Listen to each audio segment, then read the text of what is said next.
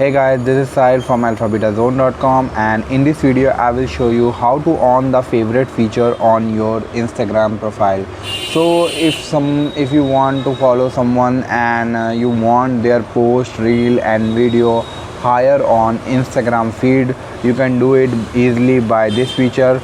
So if you want to follow someone, like in my case I had already following this person, and if I want their post higher in my feed, I need to click on this following option. Now here you can see that there is an option called add to favorite. If I add this option, and whenever they will post, it will show higher in my Instagram feed.